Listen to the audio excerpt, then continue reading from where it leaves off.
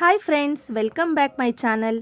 ಇವತ್ತಿನ ತರಗತಿಯಲ್ಲಿ ನಾವು ಅಲಂಕಾರಗಳ ಬಗ್ಗೆ ತಿಳ್ಕೊಳ್ಳೋಣ. ಅರ್ಥ ಮತ್ತು ಶಬ್ದಗಳ ಮೂಲಕ ಕಾವ್ಯದ ಸೌಂದರ್ಯವನ್ನು ಹೆಚ್ಚಿಸುವಂತಹದ್ದೇ ಅಲಂಕಾರಗಳು.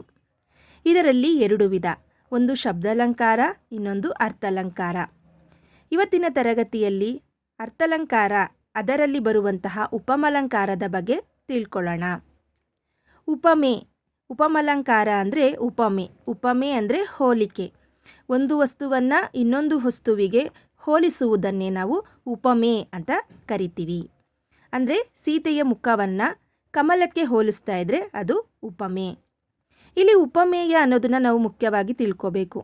ಯಾವ ವಸ್ತುವನ್ನು ಹೋಲಿಸುತ್ತೇವೋ ಅದು ಉಪಮೇಯ, ಯಾವ ವಸ್ತುವಿಗೆ ಹೋಲಿಸುತ್ತೇವೋ ಅದು ಉಪಮಾನ. ಅಂದರೆ ಸೀತೆಯ ಮುಖ ಉಪಮೇಯ ಆದರೆ ಕಮಲ ಉಪಮಾನ ಆಗುತ್ತೆ.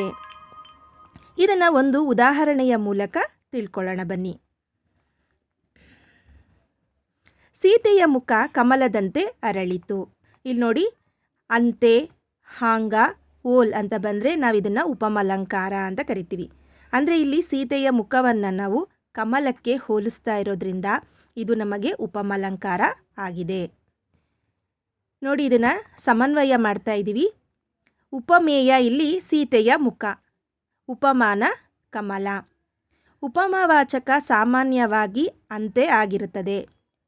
ಸಮಾನ ಧರ್ಮ ಅರಳಿತು.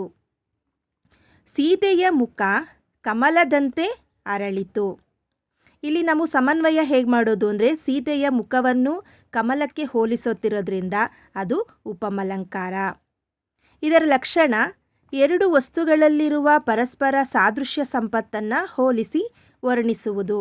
ಎರಡು ವಸ್ತುಗಳು ಅಂದರೆ ಸೀತೆಯ ಮುಖ ಒಂದು ವಸ್ತು ಆದರೆ ಕಮಲ ಇನ್ನೊಂದು ವಸ್ತು. ಈ ಎರಡು ವಸ್ತುವನ್ನು ಪರಸ್ಪರ ನಾವು ಹೋಲಿಸ್ತಾ ಇರೋದ್ರಿಂದ ಇದನ್ನು ನಾವು ಉಪಮಲಂಕಾರ ಅಂತ ಕರಿತೀವಿ. ನೋಡಿ, ನಿಮಗೆ ಮನೆಯಲ್ಲಿ ಪ್ರಾಕ್ಟೀಸ್ ಮಾಡೋದಕ್ಕೆ ಅಂತ ಕೆಲವು ಉದಾಹರಣೆಗಳನ್ನು ಕೊಟ್ಟಿದ್ದೀನಿ. ಗಿಜುಗನ ಗೂಡುಗಳು ತೊಟ್ಟಿಲಿನಂತೆ ತೂಗುತ್ತಿದ್ದವು.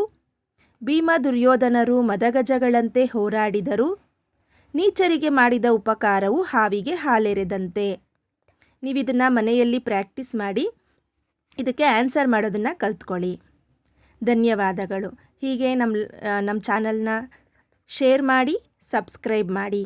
ಮುಂದಿನ ತರಗತಿಯಲ್ಲಿ ನಾನು ರೂಪಕಲಂಕಾರಗಳ ಬಗ್ಗೆ ಹೇಳ್ಕೊಡ್ತಾ ಆ ವಿಡಿಯೋವನ್ನು ನಿಮಗೆ ಅಪ್ಲೋಡ್ ಮಾಡ್ತೀನಿ. ಧನ್ಯವಾದಗಳು.